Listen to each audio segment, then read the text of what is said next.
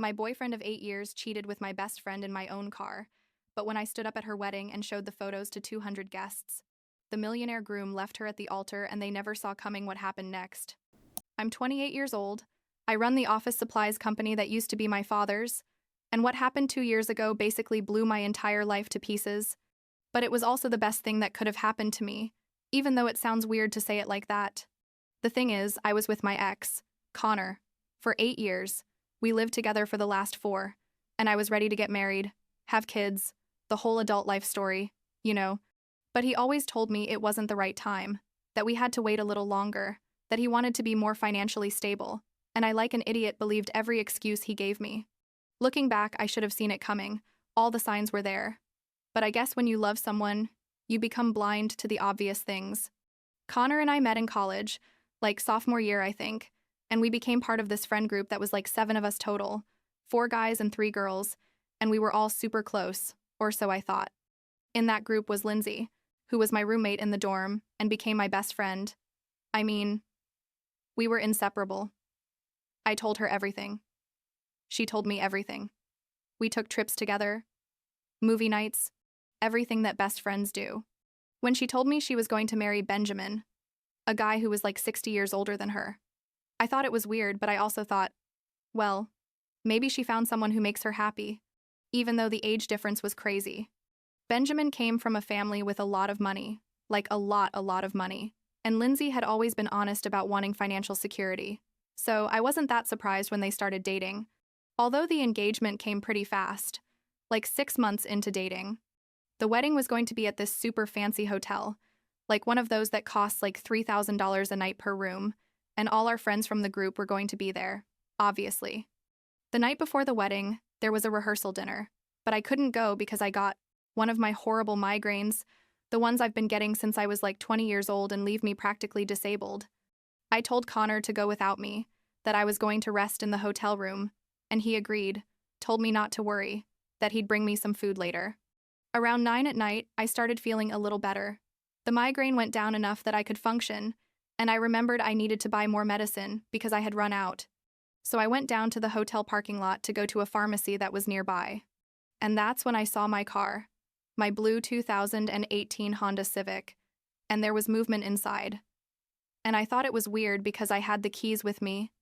And when I got closer, I saw Connor and Lindsay literally making out in the back seat of my car. I couldn't believe it. Seriously.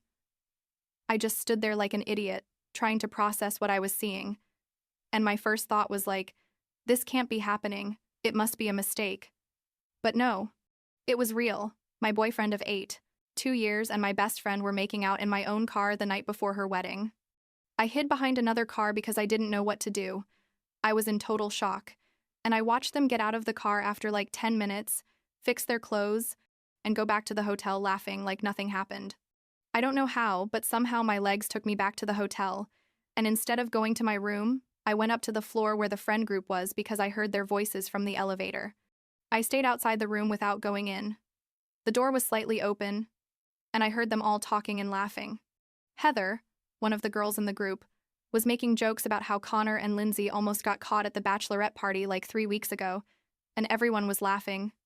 And then someone else said something about how I was so naive I would never find out, and they laughed harder. Basically, I discovered that everyone, absolutely, all of my supposed friends, knew that Connor and Lindsay had been cheating on me for months, maybe years. And not only did they know, but they found it funny. Like I was the joke. I went to my room and cried all night. But also, and this sounds crazy, I started planning.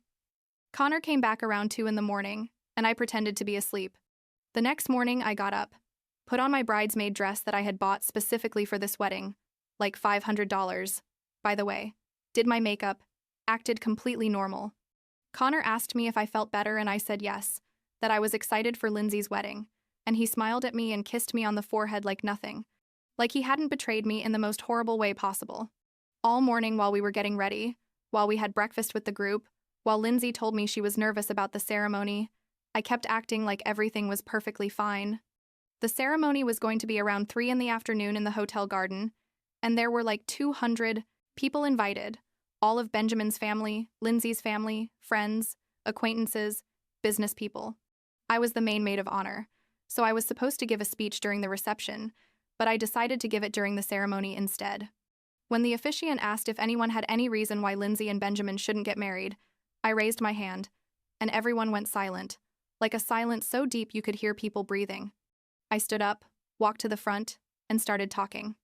I told everyone present that the bride had been having an affair with my boyfriend, that I had discovered them the night before in my car, that our whole friend group knew and had been deceiving me, and that I thought the guests deserved to know the type of person Benjamin was marrying. I saw Lindsay's face turn all colors, like first red, then white as paper, and Connor stood up from his seat yelling that I was crazy, that I was making things up because I was jealous of Lindsay's wedding, but I took out my phone and showed pictures I had taken the night before of them in the car. They weren't super clear because it was dark and I was far away, but you could see enough. Benjamin looked at me, looked at Lindsay, didn't say a word, took off the microphone he was wearing and just walked away. Just like that, left Lindsay standing there in front of everyone. The place became total chaos. Lindsay's family was yelling. Some friends were trying to defend them. Others were in shock. I grabbed my bag that I had already packed previously with all my important stuff, got in my car and went home. During the drive home, which was like 2 hours, I didn't feel anything. Literally, nothing. I was like on autopilot. When I got home, which was the apartment I shared with Connor, I started packing more things, the things that really mattered. Documents, family photos, my work laptop, important clothes. I had already started packing days before when I was planning all this, but now I could do it, calmly. Around 8 at night, Connor started sending me messages, a ton of messages, like 50 messages in an hour, telling me I was a bitch, that I had ruined Lindsay's life, that Benjamin had left her and now she had nothing. And that's when he told me something I didn't know. Turns out Lindsay's marriage to Benjamin was a financial arrangement. Like she married him, stayed married for a few years, and when he died, because he was already very old and sick, she inherited part of his fortune. And Benjamin agreed to this because he had no direct family and wanted to leave his money to someone, and also they had agreed they could have open relationships while they were married. So basically, Lindsay was going to use this marriage as a retirement plan, and now that Benjamin left, she lost all that, and Connor was furious at me for ruining it.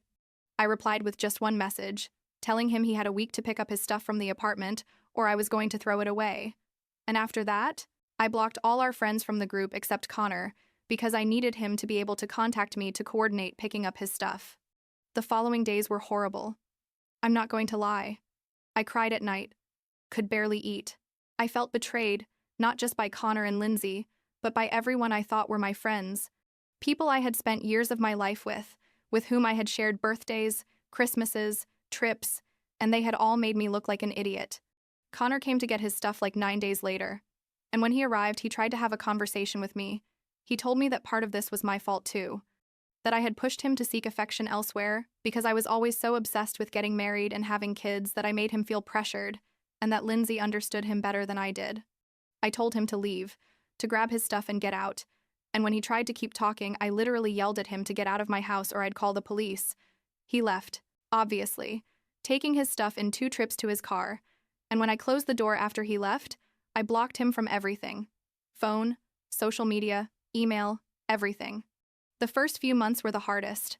I focused on work, on the office supplies company I had inherited from my dad when he retired like 3 years ago, and I threw myself into it, working like 10 hours a day.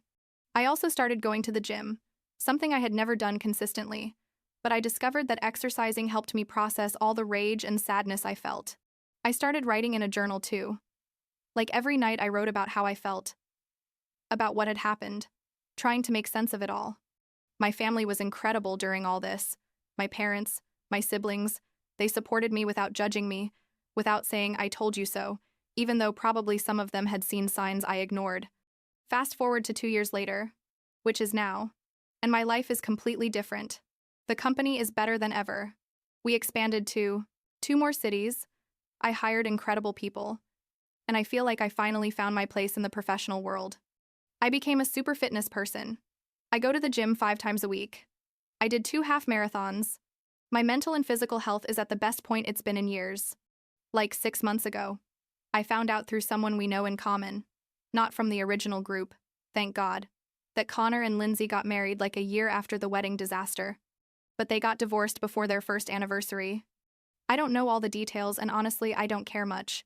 I just know that apparently they realized that the only reason they were together was for the excitement of the affair and the cheating. And when they had to face real life together, it didn't work. And now I'm dating someone new. A guy I met at the gym like 4 months ago. And he's completely different from Connor. He's honest. He respects me. He wants the same things I do in life, like family, stability, commitment, and he's not afraid to talk about those things. I don't know if it's going to work long term. We've only been together a few months. But what I do know is that this time I'm entering the relationship with my eyes wide open, without ignoring red flags, without settling for less than I deserve. You know, what's the weirdest thing about all this? Sometimes I still think about that moment at the wedding, when I stood in front of everyone and exposed everything. And I wonder if I did the right thing. A lot of people have told me it was vengeful, that it was cruel, that I should have handled it privately. But the truth is, I don't regret it. They humiliated me for months, maybe years, laughing at me behind my back, making me feel like an idiot, and I just gave them back a little bit of that. Plus, Benjamin deserved to know the truth before getting married. He was a victim in all this too, someone who was going to be used just for his money. Last week, I found a box with old photos of the friend group, from trips we took, parties, moments I thought were genuine, and instead of getting sad or nostalgic, I just threw them in the trash. Those people are no longer part of my life, and that's okay, because the truth is, they were never really my friends if they could do that to me. I've made new friends, people from the gym, people from work, people who really value me, and my circle now is smaller but infinitely more genuine. I still have bad days. Days where I think about all the time I wasted with Connor. 8 years is a long time, almost a decade of my life, but I also try to see it as a lesson learned.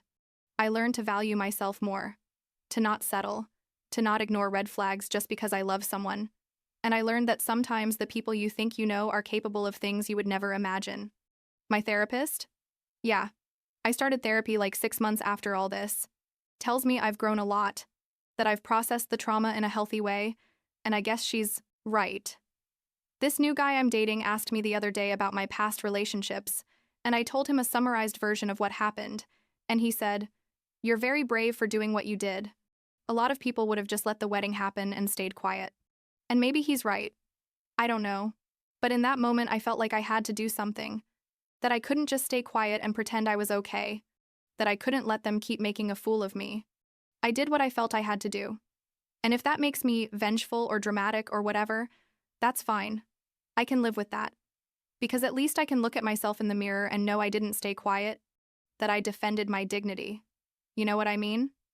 At the end of the day, what happened 2 years ago destroyed me, but also rebuilt me into someone stronger.